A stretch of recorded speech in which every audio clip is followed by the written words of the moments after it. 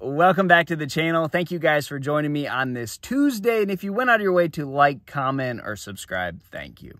All right, so the frog is one of the most popular bass fishing lures. And I've got two brands that I have come to really like. And I've got two styles of frog that I think it's very necessary to have. So I'm going to start off with the poppin' frog, why I like this frog better than a normal frog, and basically why this is my go-to like 90% of the time when I'm fishing. So anytime that I'm around open cover, you know, as long as there's not floating vegetation or vegetation that's topped out, I am always going to go with the popping frog. Now, I've been doing this since 2005, and the popping frog, to me, consistently has outperformed a normal frog. Now, if you can see this powder I got in there, that's cornstarch. I put cornstarch in all my frog boxes to keep the legs from melting and sticking together. But this is a Spro popping frog, and this is a bait that I've won more money on than any other frog.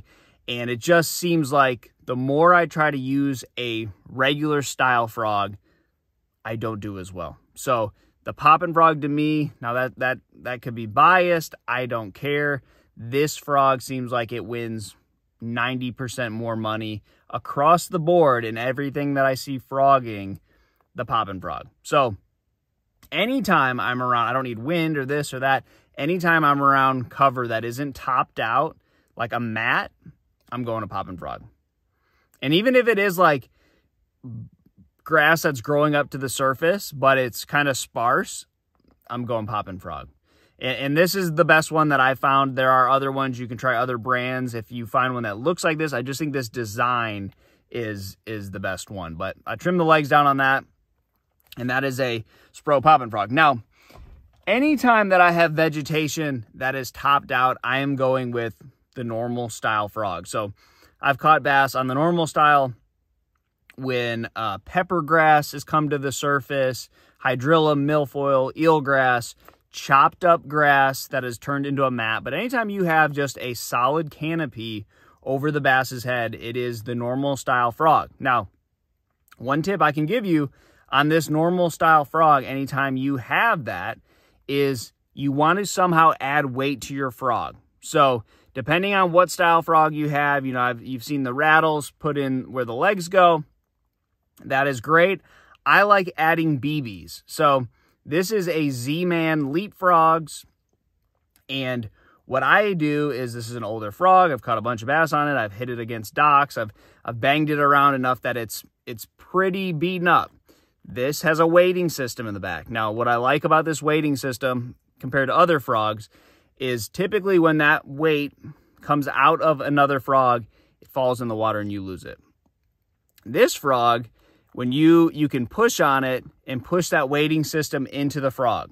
So now that weight is into the frog. Now, I'm telling you, I add weights, little BBs from Daisy,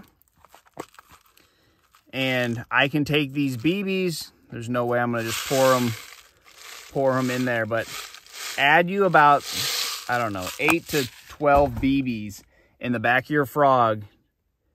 And I'll show you that you can do that real quick. And that is going to weight your frog down and just give the fish a little bit more to grab onto. Because if you've ever frog fished, you know how bad this can be. But what I really like about this Z-Man Leapfrogs is that weighting system always falls back into the frog. Then I'm going to find that weight, and I'm just going to pop it right back into place. This is a pretty standard frog, but it's got good strong hooks on it, and you can add those weights pretty easily. Now I got 8 BBs in there. It's going to be a little heavier. Whenever you're fishing this way, matted up vegetation, long casts are very important because the bass can be anywhere. It's a big shade canopy, so bass could be 100 yards back in the mat depending on wherever you're fishing, but they could be way back. So you need a heavier frog to make the longer cast. You want that extra weight pushing down on that mat just for more disturbance. And so those bass, when they come through the mat and get it, there's just a little bit more there for them. If you think about a bluegill or an actual frog that's on top of a mat, it's not going to weigh you know, half of an ounce. It's going to probably weigh closer to like a pound or, you know, 3. You know, it's going to be heavier than that. So a more natural feel to the fish, I think, is one that has some extra weight added to it. So that is my vegetation frog. I've been doing this out on Gunnersville, but really any lake that has vegetation that comes to the surface, this is a big deal.